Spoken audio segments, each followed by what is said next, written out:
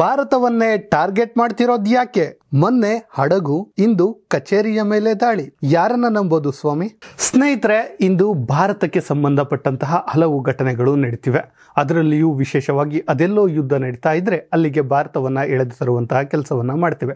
ಇನ್ನಿಲ್ಲದಂತೆ ಭಾರತವನ್ನ ಟಾರ್ಗೆಟ್ ಮಾಡ್ತಿವೆ ಹಲವು ದೇಶಗಳು. ಅದರಲ್ಲಿಯೂ ವಿಶೇಷವಾಗಿ ಯಾವುದೋ ಒಂದು ಯುದ್ಧಕ್ಕೆ ಭಾರತವನ್ನ ಬಲವಂತವಾಗಿ ಎಳೆದು ತರುವಂತಹ ಕೆಲಸವು ಆಗ್ತಿವೆ. ಅಷ್ಟಕ್ಕೂ ಭಾರತವನ್ನ ಟಾರ್ಗೆಟ್ ಮಾಡಿರುವ ದೇಶಗಳು ಯಾವುವು? ಭಾರತವನ್ನ ಇಕ್ಕಟ್ಟಿಗೆ ಸಿಲುಕಿಸಲು ರಣತಂತ್ರ ರೂಪಿಸಿದ ದೇಶಗಳು ಯಾವುವು? ಅದೆಲ್ಲವನ್ನ ಈ ಸ್ಟೋರಿಯಲ್ಲಿ ನಿಮ್ಮ ಮುಂದೆ ಇಡುವಂತ ಕೆಲಸವನ್ನ ನಾವು ಮಾಡ್ತೀವಿ. ಸ್ನೇಹಿತರೆ, ಇತ್ತೀಚಿನ ದಿನಗಳಲ್ಲಿ ಅಂತಾರಾಷ್ಟ್ರೀಯ ಮಟ್ಟದಲ್ಲಿ ಎಲ್ಲಿಯೂ ಶಾಂತಿ ನೆಲೆಸುವಂತೆ ಕಾಣ್ತಿಲ್ಲ. ಎಲ್ಲಿ ನೋಡಿದ್ರೂ ಅಶಾಂತಿಯೇ ನೆಲೆಸಿದೆ. ಈಗಿರುವಾಗಲೇ ಕೊಂಚ ಶಾಂತಿಯನ್ನು ಕಾಪಾಡಿಕೊಂಡಿರೋದು ಅಂದರೆ ಅದುವೇ ನಮ್ಮ ಭಾರತ. ಯಾರ ತಂಟೆಗೂ ಹೋಗದೆ ತನ್ನ ಅಭಿವೃದ್ಧಿಯತ್ತ ಗಮನ ಹರಿಸುತ್ತಿರುವ ಈ ಭಾರತಕ್ಕೆ ಇನ್ನಿಲ್ಲದ ಸಂಕಷ್ಟ ಕೊಡಲು ಹಲವು ದೇಶಗಳು ವಂಚೆ ಆಗ್ತಿವೆ. ಅದು ಕೂಡ ಅಂತಾರಾಷ್ಟ್ರೀಯ ಮಟ್ಟದಲ್ಲಿ ಯುದ್ಧಕ್ಕೆ ಕರೆತರಲು ಇನ್ನಿಲ್ಲದ ಕುತಂತ್ರಗಳು ಮಾಡ್ತಿವೆ. ಅದರಲ್ಲಿಯೂ ನಮ್ಮವರೇ ಎಂದುಕೊಂಡಿರುವ ಕೆಲ ದೇಶಗಳು ಇಂತಹ ಕೆಲಸವನ್ನ ಮಾಡ್ತಾರೆ ಅಂದರೆ ಎಂಥ ಬೇಸರದ ಸಂಗತಿ ಅಲ್ವೇ? ಹೌದು ಸ್ನೇಹಿತರೆ, ನಿಮ್ಮೆಲ್ಲರಿಗೂ ಗೊತ್ತಿರುವಂತೆ ಕೆಂಪು ಸಮುದ್ರದ ದಾಳಿಯಲ್ಲಿ ಆದ ಘಟನೆಗಳ ಬಗ್ಗೆ ನಿಮ್ಮೆಲ್ಲರಿಗೂ ಗೊತ್ತಿರುತ್ತೆ. ಇರಾನ್ ಬೆಂಬಲಿತ ಉಗ್ರರು ಏನಿದ್ದಾರೆ ಅವರು ಇಸ್ರೇಲ್ ಹಡಗುಗಳ ಮೇಲೆ ಇನ್ನಿಲ್ಲದ ದಾಳಿಯನ್ನ ಈಗಲೂ ಮಾಡ್ತಿದ್ದಾರೆ. ಅಲ್ಲಿನ ಸಮುದ್ರದ ಮಾರ್ಗವೇ ಬದಲಾಗಿದೆ. ವಿಶ್ವದ ಆರ್ಥಿಕತೆಯ ಮೇಲೆ ಅದೆಂತಹ ಪರಿಣಾಮ ಬಿದ್ದಿದೆ ಅನ್ನುವಂಥದ್ದು ನಿಮ್ಮೆಲ್ಲರಿಗೂ ಗೊತ್ತಿರುವಂತಹದ್ದು. ಇಂತಹದೊಂದು ಘಟನೆಗೆ ಭಾರತವನ್ನ ಎಳೆತರುವ ಕೆಲಸವೂ ಆಗಿತ್ತು. ಅದರ ಬಗ್ಗೆ ನಿಮ್ಗಾಗಲೇ ನಾನು ಇಂದಿನ ವಿಡಿಯೋದಲ್ಲಿ ತಿಳಿಸಿದ್ದೇನೆ. ಹೌದು, ವಿಶ್ವದ ದೊಡ್ಡಣ್ಣ ಎಂದೇ ಕರೆಸಿಕೊಂಡಿದ್ದ ಅಮೆರಿಕ ಇಂತಹ ಕೆಲಸವನ್ನು ಮಾಡಿದ್ದು ನಿಮಗೆ ಗೊತ್ತಿದೆ. ಅದಕ್ಕೆ ಕಾರಣ ನಿಮ್ಮೆಲ್ಲರಿಗೂ ಗೊತ್ತಿರುವಂತೆ ಇರಾನ್ ಅನ್ನ ಕಟ್ಟಿ ಹಾಕುವಂಥದ್ದು. ಹೌದು ಸ್ನೇಹಿತರೆ, ಅಮೆರಿಕ ಇರಾನ್ ಅನ್ನ ಕಟ್ಟಿ ಹಾಕ್ತಾ ಇದೆ. ಅದಕ್ಕೆ ಕಾರಣವನ್ನು ಕೂಡ ನಿಮ್ಮೆಲ್ಲರಿಗೂ ಗೊತ್ತಿದೆ. ಯಾಕಂದ್ರೆ ಇರಾನ್ ನಲ್ಲಿ ಹೆಚ್ಚು ತೈಲ ಇದೆ. ಆದಷ್ಟು ಬೇಗ ಅದನ್ನ ಆಕ್ರಮಿಸಿಕೊಳ್ಬೇಕು. ಇಡೀ ವಿಶ್ವಕ್ಕೆ ನಾನು ದೊಡ್ಡಣ್ಣ ಏನಾಗಿದ್ದೇನೆ ಅದನ್ನ ಉಳಿಸಿಕೊಳ್ಬೇಕು ಅನ್ನುವಂಥದ್ದು ಅಮೆರಿಕದ ಒಂದು ತುಡಿತ. ಅಂದ್ರೆ ಇದೀಗ ಅಮೆರಿಕಕ್ಕೆ ಯಾಕಿಂತಹದ್ದೊಂದು ಬುದ್ಧಿ ಬಂದಿದೆ ಅಂದ್ರೆ ನಿಮ್ಮೆಲ್ಲರಿಗೂ ಗೊತ್ತಿದೆ. ಚೀನಾ ಇದೀಗ ವಿಶ್ವದ ದೊಡ್ಡಣ್ಣ ಆಗಬೇಕು ಅಂತ ಹೋಗ್ತಾ ಇದೆ.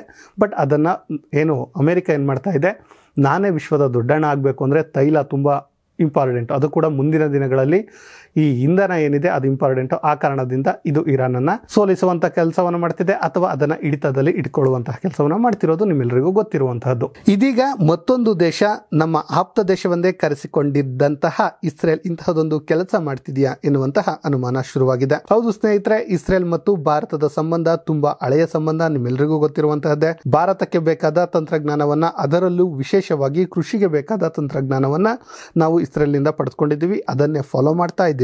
ಅದರಲ್ಲಿಯೂ ಇಸ್ರೇಲ್ ಏನಿದೆ ಇದು ನಮ್ಮ ಭಾರತದ ಮಿತ್ರ ದೇಶಗಳಲ್ಲಿ ಒಂದಾಗಿರುವಂತದ್ದು ನಮ್ಮೆಲ್ಲರಿಗೂ ಗೊತ್ತಿದೆ. ಇದೀಗ ಅದೊಂದು ಯುದ್ಧದಲ್ಲಿ ತೊಡಗಿದೆ. ನಿಮ್ಮೆಲ್ಲರಿಗೂ ಗೊತ್ತಿದೆ, ಇಸ್ರೇಲ್ ಮತ್ತು ಹಮಾಸ್ ನಡುವೆ ಯುದ್ಧ ನಡೀತಾ ಇದೆ. ಬಟ್ ಈ ಸಮಯದಲ್ಲಿ ಭಾರತ ಏನ್ ಮಾಡ್ತಾ ಇದೆ, ಯಾವುದೇ ಕಾರಣಕ್ಕೂ ನಾವು ಅಲ್ಲಿ ಎಂಟ್ರಿ ಕೊಡಲ್ಲ.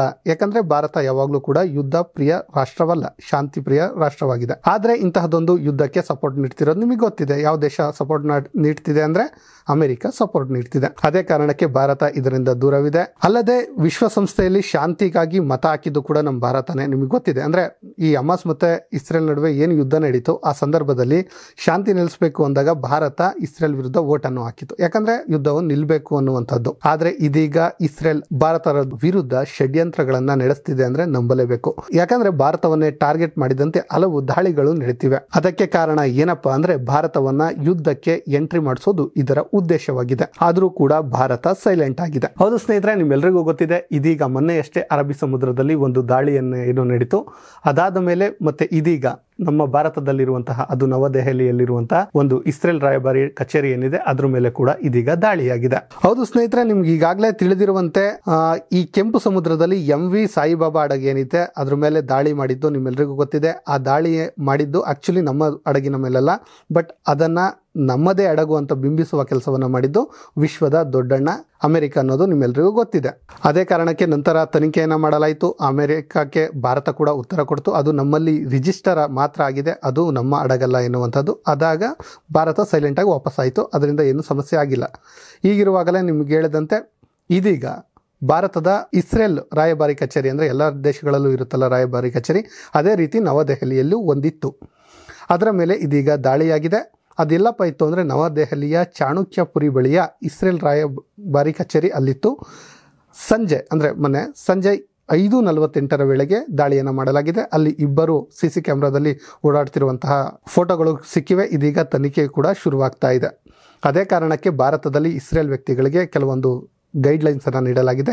ಜನಸಮೂಹ ಎಲ್ಲಿದೆ ಅಲ್ಲಿ ಓಡಾಡಬಾರದು, ಮಾಲ್ಗಳು ಇಂತಹ ಸ್ಥಳಗಳಿಗೆ ಭೇಟಿ ನೀಡಬಾರದು, ಇಸ್ರೇಲನ್ನು ತೋರಿಸುವಂತಹ ಫ್ಲಾಗ್ಗಳು ಹಾಗೆ ಹೀಗೆ ಅವುಗಳನ್ನು ಬಿತ್ತರಿಸಬಾರ್ದು ಅಂತ ಏನು ಇಸ್ರೇಲ್ ಆಜ್ಞೆಯನ್ನು ಹೊರಡಿಸಿದೆ. ಯಾಕಂದರೆ ಅದೊಂದು ಭಯೋತ್ಪಾದನೆಗೆ ಇದಾಗುತ್ತೆ ಅನ್ನುವಂತಹದ್ದು. ಹೌದು ಸ್ನೇಹಿತರೆ, ಇದೀಗ ನಮ್ಮ ಅಕ್ಕಪಕ್ಕದ ರಾಷ್ಟ್ರಗಳು ಏನಿದೆ ನಿಮ್ಮೆಲ್ಲರಿಗೂ ಗೊತ್ತಿದೆ. ಪಕ್ಕದ ಪಾಕಿಸ್ತಾನ ಇರಬಹುದು, ಚೀನಾ ಇರಬಹುದು, ಶ್ರೀಲಂಕಾ ಇರಬಹುದು, ಮತ್ತೊಂದು ಬಾಂಗ್ಲಾದೇಶ ಇರಬಹುದು, ಯಾವುದೇ ಆಗಿರಲಿ ನಮ್ಮ ಅಭಿವೃದ್ಧಿಯನ್ನು ಸಹಿಸಲಾಗದೆ ಇನ್ನಿಲ್ಲದ ಸಂಕಷ್ಟಗಳನ್ನು ಕೊಡ್ತಾ ಇವೆ. ಬಟ್ ಅದಕ್ಕೆ ಭಾರತ ಅದೇನಕ್ಕೂ ಟೆನ್ಷನ್ ತಗೊಳ್ತಾ ಇಲ್ಲ. ಅಂದರೆ ಪಕ್ಕದಲ್ಲಿ ಇದ್ಮೇಲೆ ಅವೆಲ್ಲ ಗಲಾಟೆಗಳು ಚಿಕ್ಕ ಪುಟ್ಟವು ಅನ್ನುವಂಥದ್ದನ್ನು ಬಿಟ್ಟಿದೆ. ಬಟ್ ಇದೀಗ ಅದೆಲ್ಲೋ ಬೇರೆ, ಅಂದರೆ ಅಮೆರಿಕ ಎಲ್ಲಿದೆ, ಇರಾನ್ ಎಲ್ಲಿದೆ, ಇಸ್ರೇಲ್ ಎಲ್ಲಿದೆ, ಅವುಗಳು ಕೂಡ ಭಾರತವನ್ನೇ ಟಾರ್ಗೆಟ್ ಮಾಡಿದರೆ ಹೇಗೆ?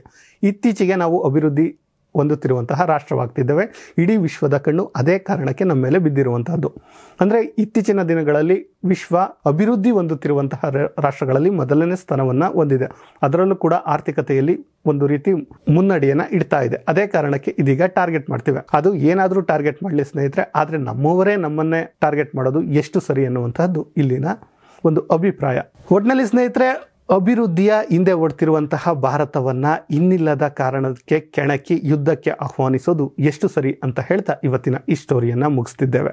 ಇಂತಹದ್ದೇ ಸ್ಟೋರಿಗಾಗಿ ಸದಾ ನೋಡ್ತಾ ಇರಿ ಲಯನ್ ಟಿವಿ ಕನ್ನಡ.